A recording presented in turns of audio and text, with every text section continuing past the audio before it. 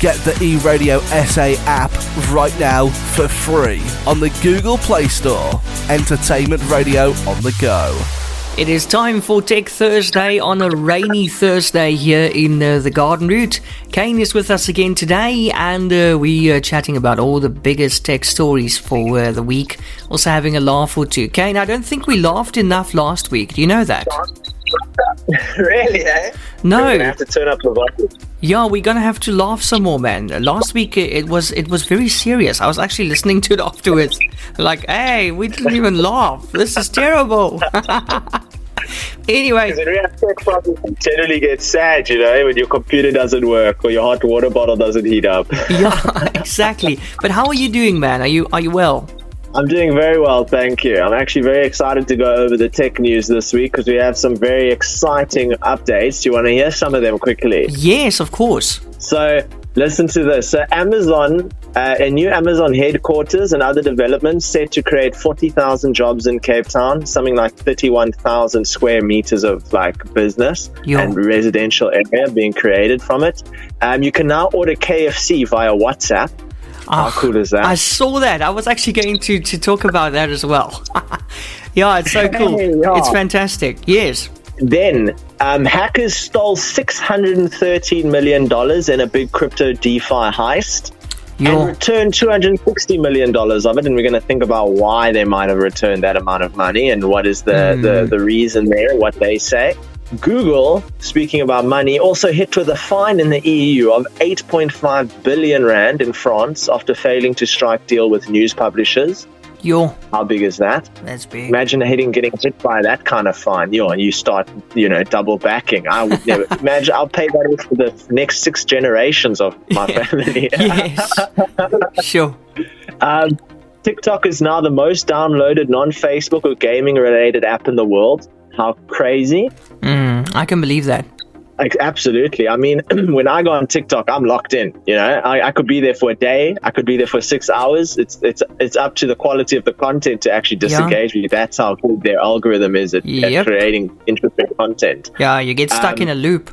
Exactly. Audi just came out with a new concept for its electric roadster that literally semi-transforms, and it looks like the sexiest car I have ever seen in my entire life. I mean, it beats Lamborghini, beats any retail sports car that I've seen, and it looks absolutely gorgeous. It's called the Audi Sky Sphere. I'm sure some people will know about that, but it looks next generation, kind of high tech kind of look, that kind of angle, futuristic, so to speak. And then ABSA launched a $6.5 billion renewable energy fund here in South Africa, which we know is needed badly because about 80% of our energy which is generated is coal. Listen, I actually now a sneak peek while you were busy talking about the Audi Sky Sphere. I actually went onto Google and Google Images. Oh my word, what a car. It's some of these cars look like robots, but this one is still acceptable. It's still stylish. Absolutely. I mean, let's actually talk about it for a second. Listen to this. So it basically, they're terming it slightly a sort of transformer. What it does is the vehicle extends by 250 millimeters or 25 centimeters and ups itself by 1 centimeter using electronic motors inside the frame with a sophisticated mechanism. So obviously you can go between sport and road luxury kind of travel kind of thing. You know what I mean? But it's beautiful. It's very, very stylish. Because some of these cars, they lose that stylish feel because they just look so robotic and, you know what I mean? Too futuristic. I don't know. Maybe that's just my opinion. But this one has got all the little stylish things to make it stylish. It really looks like something that you would see in a futuristic movie, Yeah, but it's still stylish at the same time. 2160 or something. Yeah, or Knight Rider 3000 or something. Yeah. You know, when you try and take a screenshot of your banking app and it says screenshots aren't allowed here, I feel like if you take your phone out and try to take a picture of it, it's just going to say, sorry, pictures aren't allowed. Yes, I'm actually seeing that. Listen, it's interesting that you're bringing that up now, because I'm actually seeing that on more and more apps nowadays where you can't take screenshots. I wanted to send somebody, I don't know why I didn't just send the link the other day, so I just wanted to take a screenshot of a story on News 24, and also it said to me, can't take screenshot due to security policy. So that seems to be a new thing. Absolutely. I know that some apps actually have a way to toggle this feature on and off. But for someone like me, you know, I'm often creating tutorial videos and things like that. When I can't video myself doing something on my phone, it becomes actually pretty tricky to do a video or create content.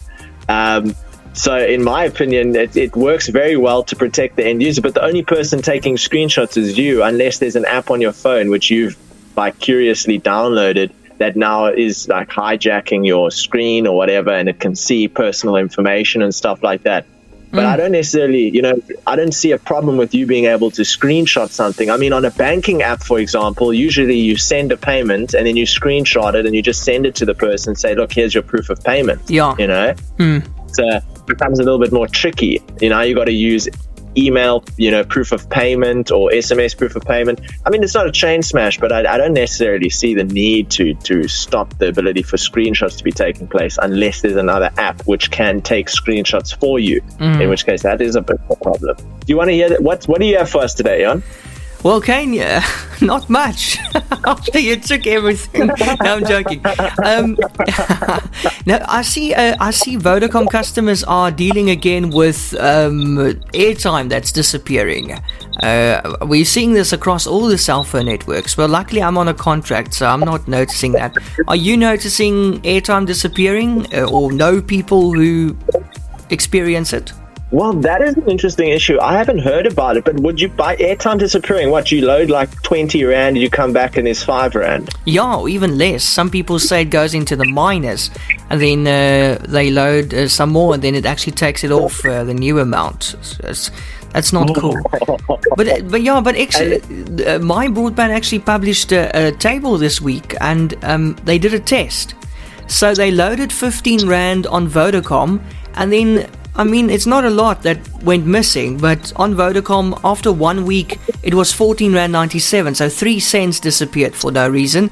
And after 2 weeks, 14 Rand 93, so 7 cents disappeared for no reason. But they did the same test on MTN and Telkom. Okay, they obviously didn't do Cell C, and isn't there another one? But anyway, they didn't do it on those networks, and those networks were fine. They just left that 15 Rand there. But Vodacom seems to be taking cents off, and eventually people end up with nothing. That's quite interesting, isn't it? That's very scammy. And you know what's interesting? For you, if you were to steal some airtime, you would be in a bit of a situation because you can't necessarily convert that airtime into money. The only person that can convert airtime to money is someone like Vodacom, because if they manage to steal a few cents from every single person and they aggregate 100,000 Rand worth of airtime from 50 million subscribers, and then they go and sell airtime to new subscribers, that's a way to liquidate that money and actually get funds out of it. So it's an interesting way for them to potentially be profiting off of the endeavor. But if it's a mechanical or software related issue, I hope they fix it, because the only other thing that it points to is like theft and you're being stolen from by your own service provider. I mean, that's a bit untoward. Yeah, but you see, even though it seems like it's only 7 cents, but I mean, eventually you end up with 14 cents, and then later 1 Rand eventually, and then later 4 Rand. You know, it's a bit of a sneaky way. They just take it so you don't notice, but later on you notice. And then people ask, you know, did I leave my data on or something? You know, they usually think it's their fault, but not always. Or did I subscribe to some porny thing, or you know, and then money just start disappearing. I just did a bit of a calculation. So if 7 cents disappears from 1 million people's devices or contracts, and someone aggregates all those cents, that's 70,000 Rand. You see. Bloody clever, I tell you. That's a lot of money. Yes. But we're just speculating, of course. But who knows? Who knows, eh? Who knows? But I wonder who the airtime thief is, just browsing around stealing bits of airtime. Yes. But I've also seen that, you get MTN and you get data share on MTN and on most of the networks. And I think that's a problem sometimes because they do have security breaches and people can eventually get into your stuff and steal your data or your airtime in that way as well. But I mean, that's got nothing to do with the network. Apart from the loopholes, of course, in the security. But have you ever looked at your phone, Kaine, and you saw, I don't know if you want to check your menu on your phone now, and you saw something called NFC, Near Field Communications? Isn't that way you can like send a contact from like one phone to another, or a message from one phone, an image from one phone to another just by tapping the phones together? I'm not too sure, but I know that there's a new use for that NFC thing.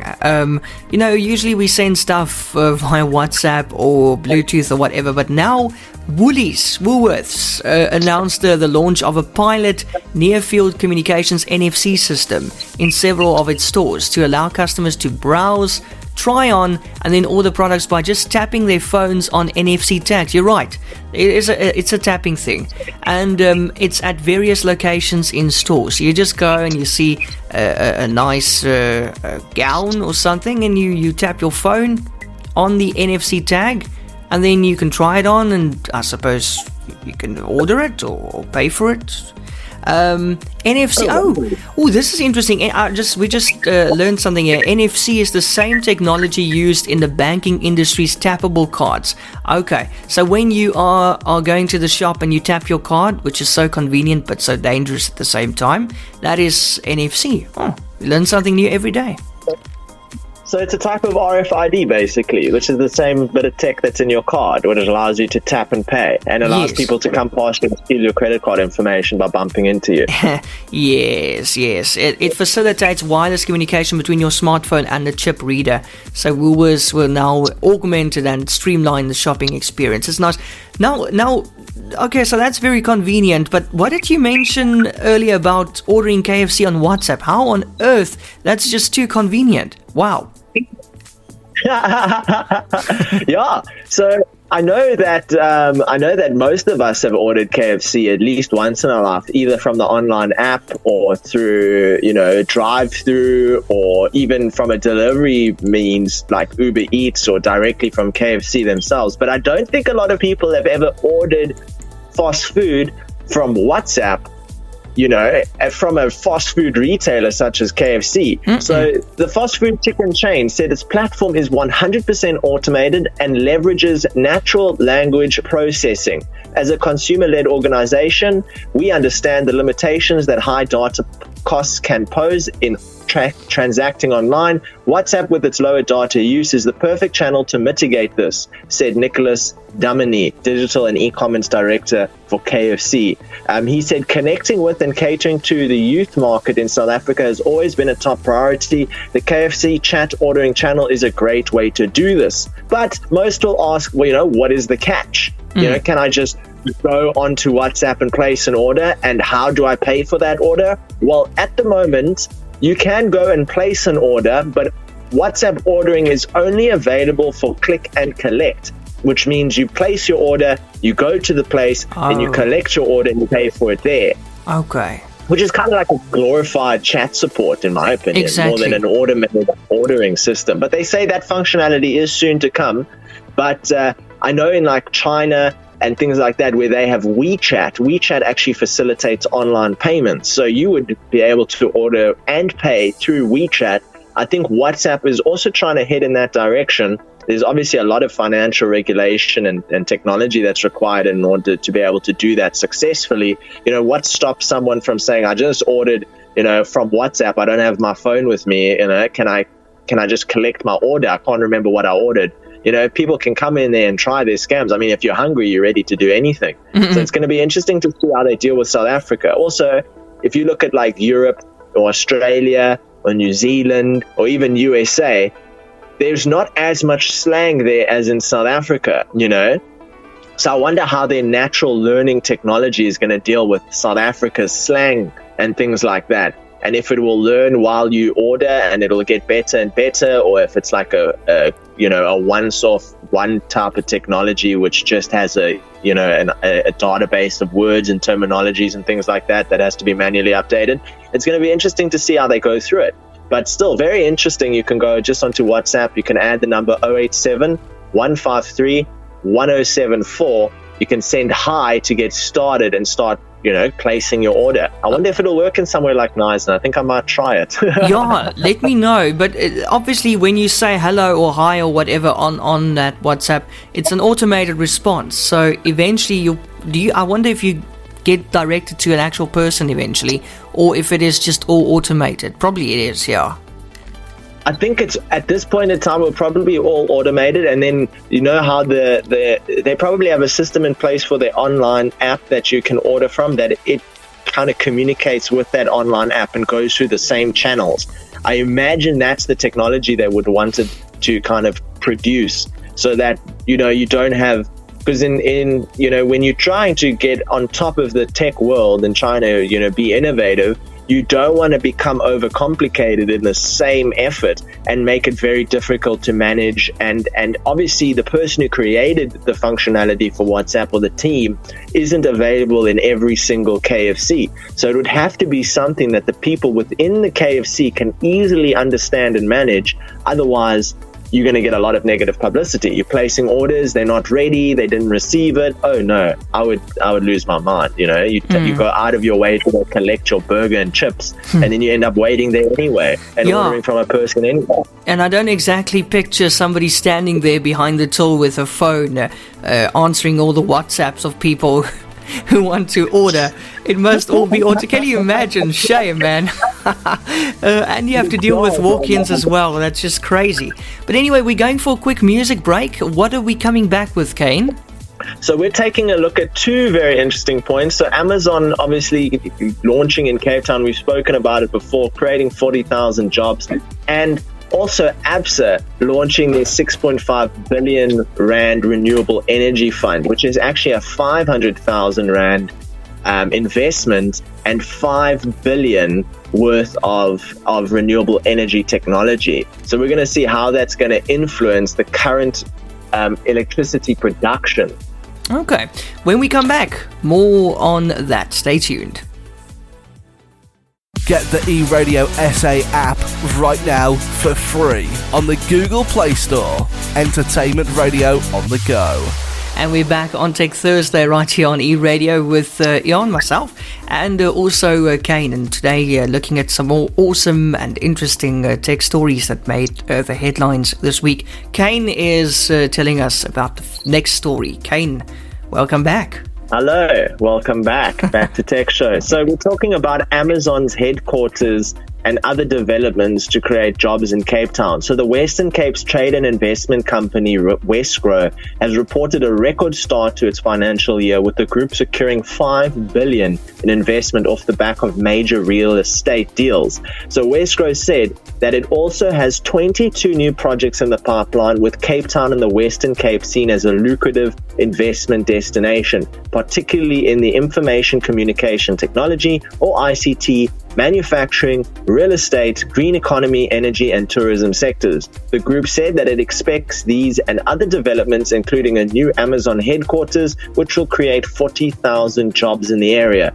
The city approved over 20,300 building plans with 21 billion since the start of COVID-19 lockdowns, and on 27 March 2020 to 15 July 2021. Major new developments approved by the city with 40,000 jobs are said to fuel Cape Town's economic comeback, including Harbour Arch for 14 billion, the V&A Waterfront Canal District for a total of 4 billion, and the River Club to be anchored by Amazon Africa's HQ with 5 billion. Mayor Neer said the latest investment announcement proves that despite ongoing shocks to the provincial economy, the Western Cape continues to be resilient and remains an attractive destination for investments. How interesting, right? Now, the thing about Cape Town is it has the highest concentration of VC capital firms, which is basically where a person with an idea will go in order to secure funding. And it has some of the highest concentration of tech companies that I think in 2020 saw an amount of like 40 billion rand investment into the district. So it's definitely a fast expanding space. Now, Eon, have you ever ordered something off of Amazon? Amazon? No, I don't think so. I've used Loot, I think, and Takealot, but definitely not Amazon. Have you? So I have used Amazon maybe once or twice, but obviously the real reason that someone wouldn't buy from Amazon is because there's the speculation that it's coming from overseas. Yeah. You're probably going to lose it in the South African postal services. Yep. And it's going to cost a lot of money, one, for the delivery of the item, and two, the actual tax on the item arriving at you, because when anything from overseas comes into South Africa, you have to pay tax on that item and you have to pay for the delivery of that item. That's not carried by the seller. So traditionally, people wouldn't buy from Amazon unless you're buying something from Amazon, which is very hard to acquire in South Africa. And my hope is that the Amazon HQ, which will be in Cape Town, extends that reach of Amazon so that products and items can be sold from South Africa to South Africa and actually be able to facilitate that marketplace, because Amazon is actually a very easy to use, very simple to understand, and very popular actual e-commerce store to buy things from.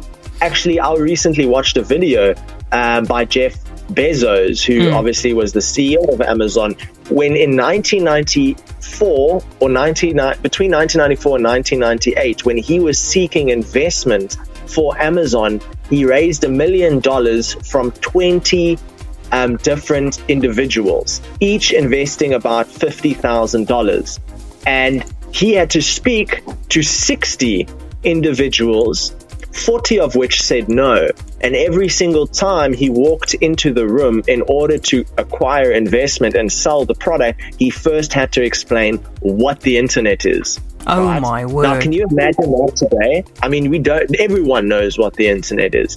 So it's amazing to see how much we have advanced technologically. It makes sense that Amazon is expanding and making sure that they're available in regions which are undertapped, such as South Africa, where only a select few individuals are ordering. But when you look at something like, where does Amazon sell the most products? Where is Amazon the most popular? USA is one of the most popular places for Amazon, making up for at least 20% of its annual revenue. Now, that's a lot considering they're available in almost every country, right? Just like Amazon did in 1994 to 1998, where they were explaining what is the internet, how does the internet work.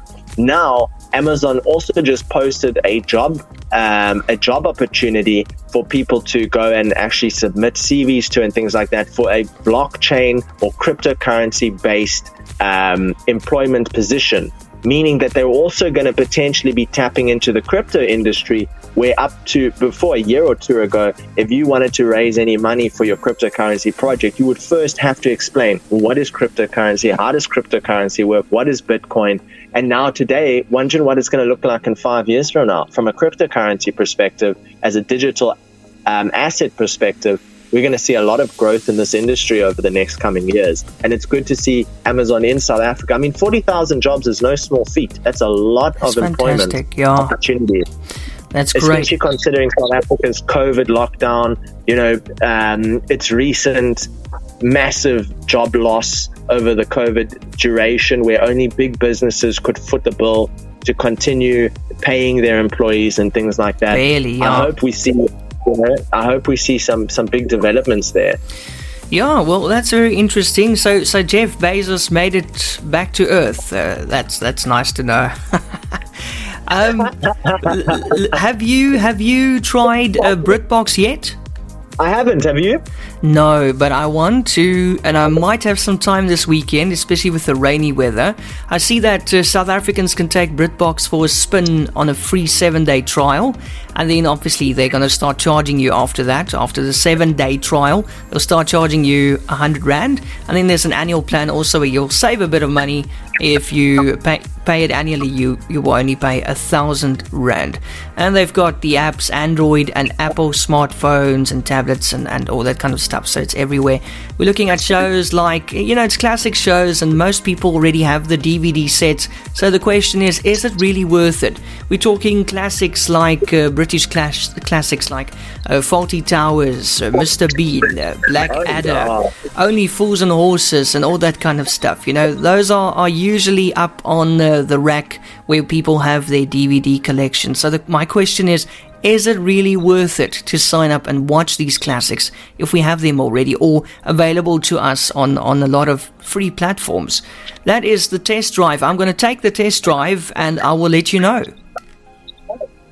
I think the most interesting question is, with regards to like Netflix, Amazon Prime, Showmax, all of these digital content networks where you subscribe in order to view, the biggest fallback of them, especially when I'm looking at Netflix at the moment, is the lack of new content. Yep. And we see Netflix basically adding a lot of old content to their network to try and kind of offset the lack of new content. But is it enough? Let us know when you try it out. But Netflix, I'm sure you're with me. It's just not, something happened at Netflix a month or two ago, and something's just not working there. I'm so tempted to cancel it. I'm not impressed. I mean, I'm going to watch the final season of Modern Family. That's probably one of the only reasons why I still have Netflix. And then I'll also continue watching Outer Banks, which is fantastic, the second season.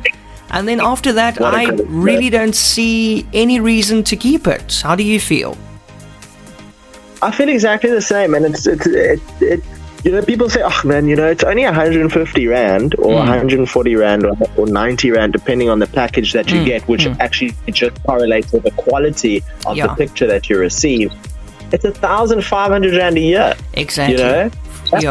That's a lot of money. Over 10 years, that's 15,000 rand. That might not seem like a lot, but if you were to use that money for something else, maybe leisure or holiday, I don't know, anything, I would say, let's save that money. And at the moment, I'm actually a little bit guilty. I've got 2 Netflix accounts running at the same time. One is hidden somewhere across the internet. So I'm actually paying 300. No, man. So I'm very devastated. Yes, like it. But listen, let me just tell you. You remember last week we spoke about that new South African streaming service that launched called eVod, remember? Yes. Now, I checked it out, and I am absolutely speechless because it is so bad. So bad. I thought you were going to say that.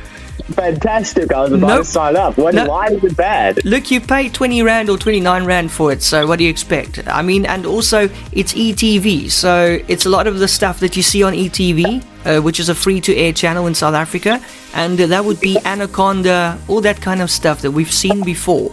Now you can just stream it on your phone.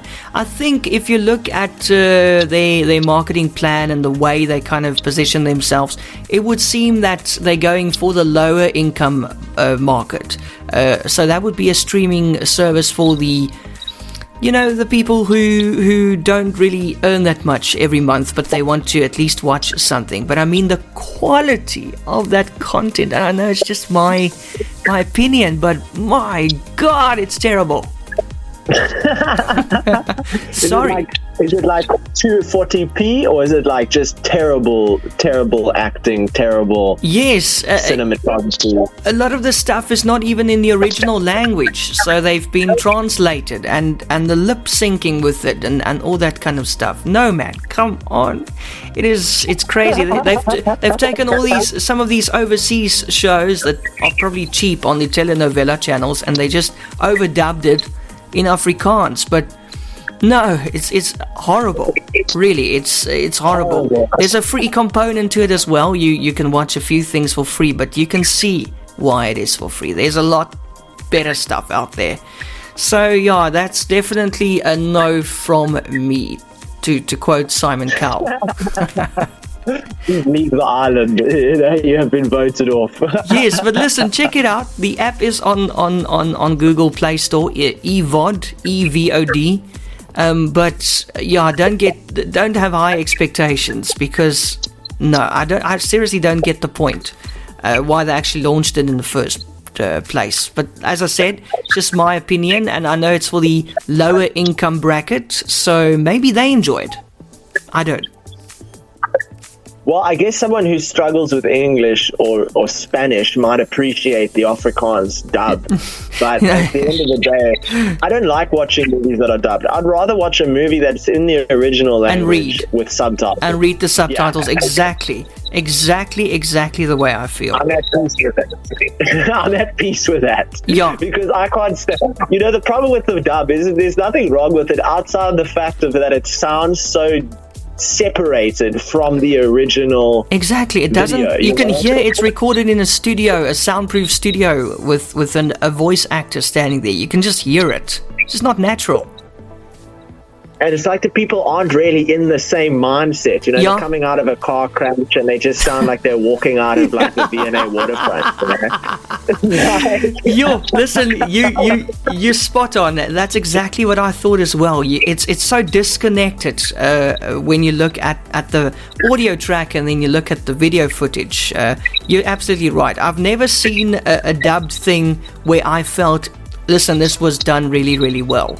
It always strikes me as a low budget thing, to be honest, as well. And it's one of Netflix's favorite things to do. Take movies that are famous in France or Spain or wherever, and then dub it in an English fashion. I mean, I've seen maybe one good one and 30 bad ones. So it's really not a high percentile kind of environment where you're seeing, this high quality post-production voice overlay kind of thing. And I imagine it's not an easy thing to do, but rather not do it at all, to be honest. Have you ever been in a position where you scout for new movies on Netflix and you read the synopsis and like, hey, this is good, and then you switch it on and then you see, oh my god, it's in a foreign language, and then you're like, listen, if I wanted to read that much, I would just get a book out. And they do that so much. You look and you see, wow, this is like there was that one show on Netflix called Ragnarok. I was like, oh yeah, here's something like very Marvel, very Thor, like down my alley, dubbed. And I was like, damn. Then it was something called The Pledge Doctor or something like that, and I was like, okay, here we go, dubbed. I'm like, oh my word, I just can't win today. No, and if you want to chill, you don't want to read that much. I mean, you want to look down occasionally and look on your phone. You don't want to watch all the time, because if you don't read a few lines, you don't know what's happening.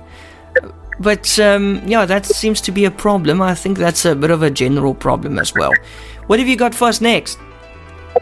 So speaking of apps that kind of don't reach the expected result, I think TikTok is one of those apps which that exceed expectations, as it is now one of the most downloaded apps outside of a Facebook or a game-related app, with 3+ billion downloads in total so far. I mean, for the first half of 2020, the app saw 619 million first-time installs, and although that dropped somewhat 40% in the first half of 2021, probably because the app was removed from the Indian app stores, that didn't stop people from spending their money, though. Consumer in-app spending rose 73% from the same time a year ago. So TikTok, I mean, I know friends that just don't want to install TikTok. It's like, for some reason, some sort of cancer on their phone that they don't want to even deal with. But most of the time, when someone actually goes and takes that step and tries TikTok out and gives it at least a week or so of liking relevant content that you enjoy, sharing relevant content that you enjoy, following people who create content which you're interested in, your feed becomes populated with very, very interesting and high engaging kind of content that really hooks you onto your phone. That's why we saw someone like YouTube Shorts investing millions into trying to acquire that market share. I think the total was $100 million. We spoke about it last month, where they're paying people anywhere from $500 to $10,000 a month just to use the platform. big companies are scared because TikTok is so good. And it's originally a Chinese technology. And people say, I don't want to download an app that is Chinese. First of all, the language isn't in Chinese. It's the technology that was developed in a Chinese kind of industry. And the thing is, China is far superior in digital smartphone technology than we were 5 years ago. Yeah. I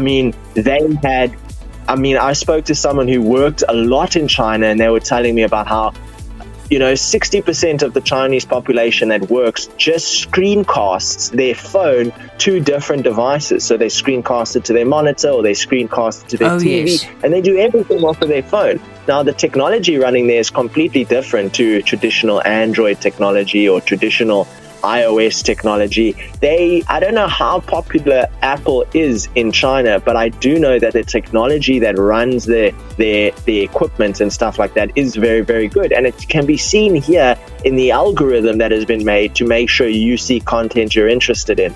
And that's why it is so popular.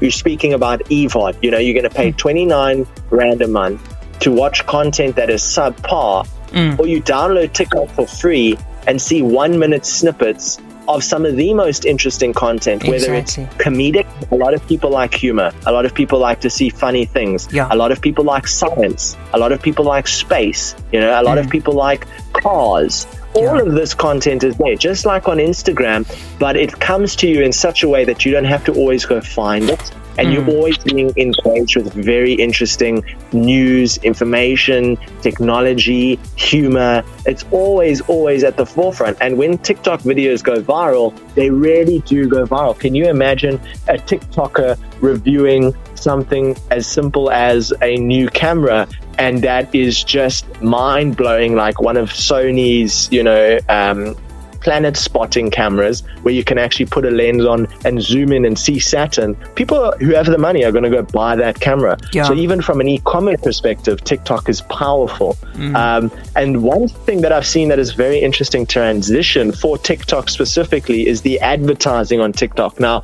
a year ago, when you came across an ad on TikTok, you immediately knew it was an ad because the quality of content is different. It's not poor quality, but it is not cinematic quality. It's individuals making videos. Even on YouTube, if you go watch a review of one of the latest laptops or TVs or smartphones or something like that, you're going to see high quality cinematics. You're going to see very, very high quality videography. But everything on TikTok is usually made on TikTok, filmed with the phone and edited on TikTok, not necessarily on external editing software. So when some advertiser came in and advertised on TikTok, you immediately see this change in the type of content that you see, the way that it is filmed and the quality of the audio, and you say, okay, no, this is an ad, skip it, I'm not interested. But now advertisers have gone further and they've actually started to recreate ads in the formatting of TikTok, and they can do exceptionally well. I know gaming ads also do very well, selling one of the latest games and having a little preview of someone playing the game. I know they use Ninja, which is a very popular streamer, to do some ads for certain games and things like that. If you're a business that makes money online, it's a very wise decision for you to start advertising on TikTok without any kind of doubt. I believe that if you can match the formatting of the content, you will sell your product. If you utilize one of a TikTok creator for your ads and you sponsor that ad, you will sell products. If you just use influencers to mention your products, you will sell. So I think from two perspectives, entertainment and marketing, TikTok is making big strides. Listen, I now that you mentioned TikTok, it brings something back. A while ago, as I mentioned a TikTok to an older lady. You know what she thought it was? What? She thought it was the clock on the phone. The TikTok. Oh my word. Yo, that was hilarious. Oh my word. That was hilarious. Shame, man. That's so innocent. I love it. I was speaking to one of my clients the other day, and they said, we were having a chat about how how good TikTok is from an age perspective. Is there only millennials on there? Is there Gen X on there? Is there an older demographic on there? And one of the guys actually said, he always gets messages from his grandfather and his grandmother of TikTok videos. Now, that is something that you don't often expect. Wow. No, not at all. Jeez, imagine a granny starting to make TikTok videos. That would be pretty cool as well. Imagine the TikTok granny. I've even seen some scientists on TikTok, doctors on TikTok, engineers on TikTok, physicists on TikTok, astronomers on TikTok. So it's not just this, funny video kind of place. It's a place where people with high level of education can also go, and people actually find it very interesting. Like, I would run to find out from an engineer what he thinks about the new Audi engine, even though I'm not a car person. Yeah. I think it's a very good opportunity to hear from the horse's mouth something very, very interesting. Why would you trust a random stranger on the street or some random YouTuber making videos if you can listen directly to a professional as well, a doctor as well? If a doctor's talking about COVID-19 vaccines and things like that, which has become very popular on TikTok at the moment, people scrutinizing the whole vaccine and everything, I would rather listen to it from a person like that than anything else. So it is a great place, and it makes sense why they've scaled in user base so significantly, because if your granny can enjoy watching videos on there, your child of 9 can enjoy watching videos on there, and the videos that they see don't overlap each other, so your granny doesn't see videos of the videos your 9-year-old's watching, and your 9-year-old doesn't see videos that your granny's watching. It becomes this one place for you to see content that you're really interested in. Absolutely. We're coming back, and then I've got a question for you, Kaine. We'll be back just now. Welcome back to Tech Thursday. It's Eon and Kaine with you, and we are about to wrap it up for this rainy Thursday. But right now, I want to ask you a question, Kaine. You obviously haven't received or accepted the WhatsApp policy yet, have you? No, I still get pop-ups at least once a day, and it's just become the second nature of turning it off. Is it so? Okay. Is it still working though? It is still working. I've had absolutely no change in the service that I receive. I don't see anyone with more services than I have, and I definitely don't feel like I've reduced kind of facilitation of services. So are you still able to update the app manually or automatically via your app store and have the latest WhatsApp, or not? It just updates automatically, yeah. I don't even have to touch it. And have you got the new feature called View Once? Yep, I got it. Hey, have you tried it out? I haven't tried it out yet. How is it? Have you tried it? I have. It works exactly how it's advertised. You view the picture once and then it's gone. It's like it was never sent. Okay, so that would be, I suppose, being naughty, that would be for nudes. But like we said last week, what about screenshots? Let me put it this way. If you decide, okay, I'm going to go send a little naughty pic, they're going to screenshot it. There's no doubt about it. You're not going to get away with it. I mean, if someone happened to send me something like that, even my friend accidentally sending me a picture instead of sending it to his respective, personal partner or whatever, I'm going to screenshot it and hold it over his head. Absolutely. I will not let that make thing fun expire. Of it. Yes. I can imagine. Don't feel safe in that environment, that's for sure, because, if a screenshot isn't enough, if someone has another device with a camera on and they just take a picture, you're screwed. There's exactly. No security. Oh my word! Yes, exactly. Shibbit. Anyway, that is gonna take a lot of people down. I think that's gonna help a lot in the blackmail department. I think blackmailing people. But anyway, what have you got for us next, Kaine? So hackers stole $613 million in a DeFi heist. DeFi stands for decentralized finance, and it really is exactly what it is kind of described as. It's a financial industry which is not of a centralized nature. It's decentralized. And recently hackers pulled off one of the biggest ever cryptocurrency heists on Tuesday, stealing $613 million in digital coins from token swapping platform Poly Network.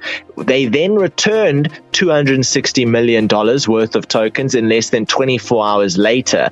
So the first question is, what is Poly Network? Now, without getting too technologically advanced, Poly Network is a DeFi or decentralized finance platform that facilitates peer-to-peer transactions with a focus on allowing users to transfer or swap tokens from different blockchains. Now, putting that in a very simple fashion, traditionally you would go to something like Luno or a cryptocurrency exchange in order to sell your Bitcoin for Ethereum or sell your Ethereum for Litecoin or whatever you want to do.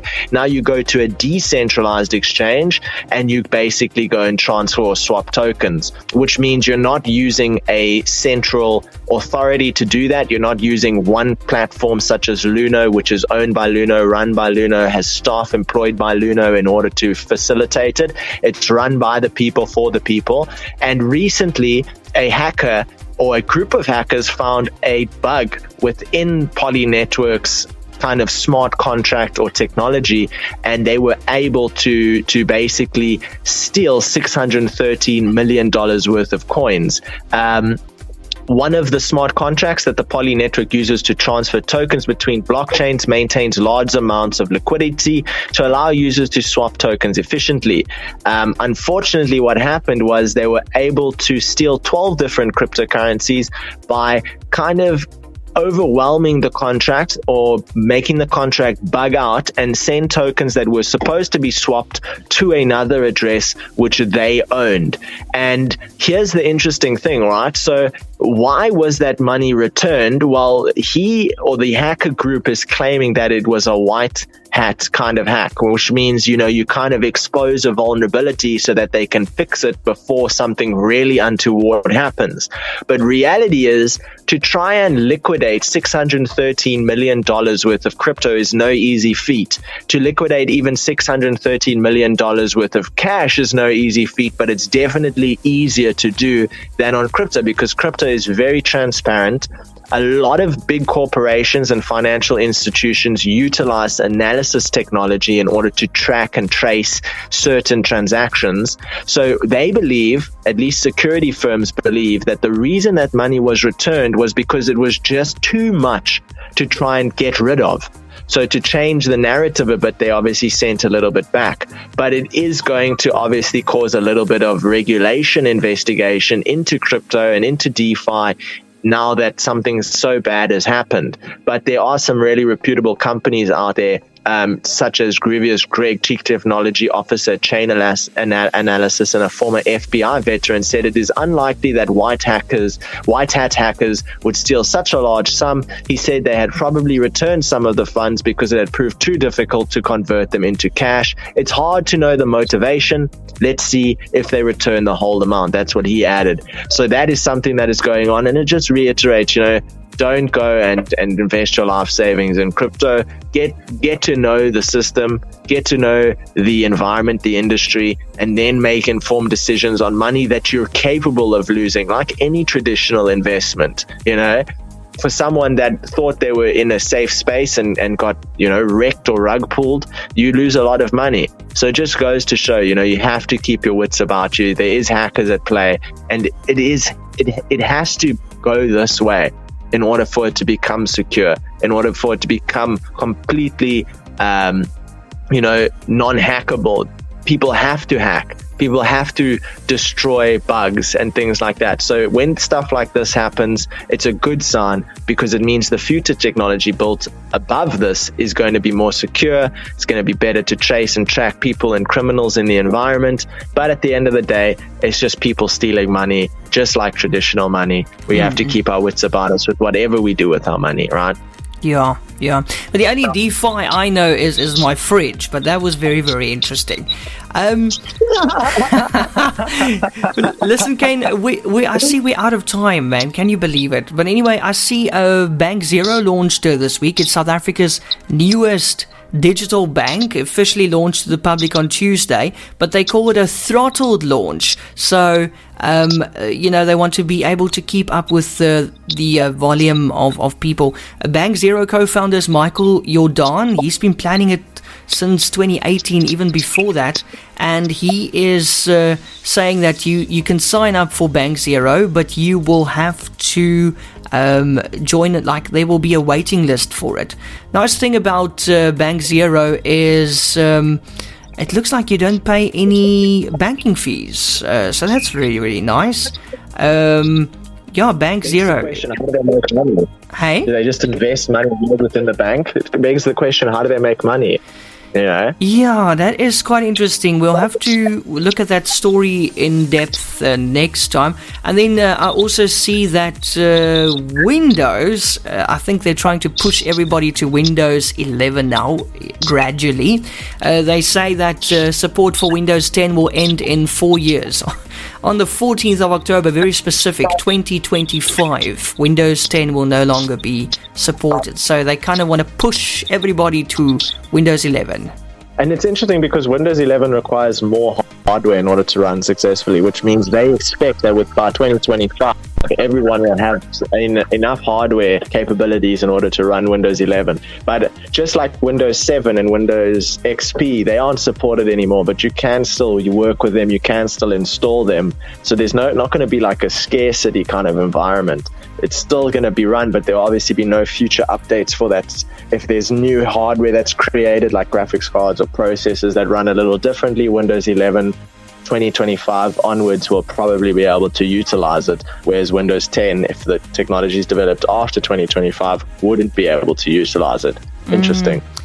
Thanks, Kaine. That's it for Tech Thursday today. I just had a phone call in the background, and it's Truecaller is telling me it's a TV license, people. Can you bloody believe it? I don't want to pay my TV license, for God's sakes. I don't like your TV. I don't need it. Exactly. For God, I barely like Netflix. Come on. Kaine, thank you. It's a way. It's like a what would you call it? It's like you don't have a decision in whether you can or can't pay your TV license, whether you watch SABC or not. I mean, you buy a 40,000 rand TV and you still have to pay a TV license. Like, I've spent my money already. I won't watch SABC, I promise. Yeah, but people are bypassing that now. They're buying screens, so it doesn't have a TV receiver built in. And they can't do anything about that, because if it's just a screen that isn't able to receive anything, you can connect that screen to anything, and you don't have to pay a TV license. So that's what people are doing now. They're not buying TVs, they're buying screens. Keep that in mind. Very interesting. I'm going to start watching DSTV off of my computer monitor. Yes, see how they deal monitor with that. And screen, not a TV. You can keep your TV. We don't use it. Those receivers are not being used anyway, so come on. Anyway. Well, thanks so much for having me on. It was great. Another great Tech Thursday, and we'll see everyone next week. Same time. And I hope to see you in studio next week. Absolutely. Let's do it. Cool, man. Kaine, thank you so much. Have a lekker weekend, eh? You too, Jan. Thanks very much. Cheers, man. Bye. Bye-bye.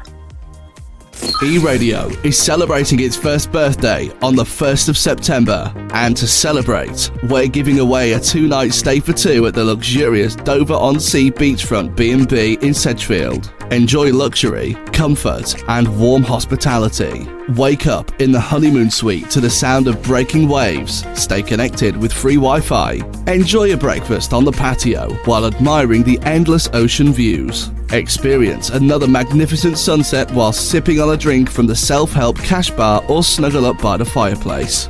And there's even more. We're throwing in a dinner for two at VDM Bistro and a 500 Rand Pili Pili Beach Bar voucher. It's the ultimate spring breakaway for two, and it's our gift to you. Stay tuned to eRadio and our Facebook page for more details on how to enter. And catch the live draw on our birthday, the 1st of September. Celebrating 1 year of entertainment radio on the go with eRadio.